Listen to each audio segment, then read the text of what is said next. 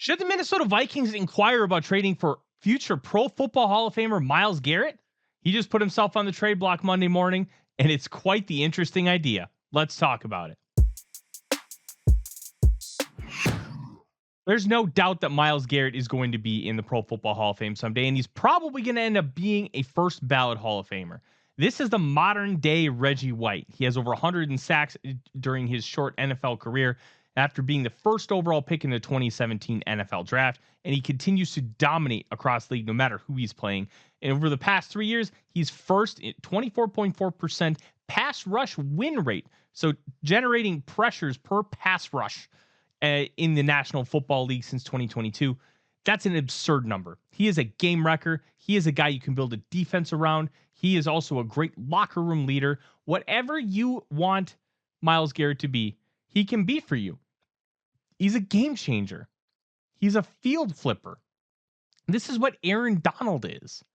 You were getting that kind of player. And these types of players don't come around often. Minnesota Vikings drafted one themselves, wide receiver Justin Jefferson. When you get one, it's special. You hold on to it. But when one becomes available, you have to explore the idea of acquiring him. Now, what's the price going to be? It's going to be at least 2 first-round picks. The Khalil Mack trade from 2018, when the Chicago Bears acquired him, is going to be the baseline. Now, are all things equal? Mack then was 27. He was only coming off of his 4th season in the National Football League, whereas you have Myles Garrett, who's coming off his 8th season in the National Football League and is 29. But here's the thing.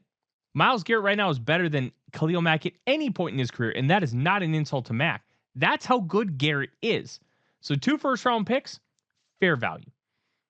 So what would the Vikings be able to offer? They could absolutely offer those 2 first-round picks. They could even try to throw in a sweetener, like an Andrew Van Ginkel or a Dallas Turner, to try and lure Myles Garrett over here. If they were to do that, it would be around a $19 million and $20 million cap hit in 2025 and 2026 before he would need an extension. And if you were to bring him in, you would want to get him extended immediately. How long would you want that extension to be? Well, that extension would kick in. It was his age 31 season. And the way he wins, that'll translate for a little while. So you could extend him through his age 35 season and feel pretty comfortable about it. But would the Vikings want to do it? It's a really big question mark because they just spent the entire 2024 offseason completely flipping their edge group. Jonathan Grenard, Andrew Van Ginkel, and Dallas Turner all acquired to really build up the future at that position. And they delivered. They were 5th in the National Football League in sacks, and they were 5th in scoring defense and 2nd in rush defense. Myles Garrett would take that to a different level. He would ease the pressure on the cornerbacks. He would ease the pressure on having to blitz all the time because you just be like, all right, Grenard, Garrett, go get him. And then just go have fun. You could do a lot of those things. But would it be a good idea at the expense of other positions? Would you want to maybe include J.J. McCarthy? Because maybe the Browns would want McCarthy to be their quarterback of the future, and then the Vikings would keep Sam Darnold. Could they franchise tag Darnold and use that in a Myles Garrett trade? All these things are interesting. But I'll say this.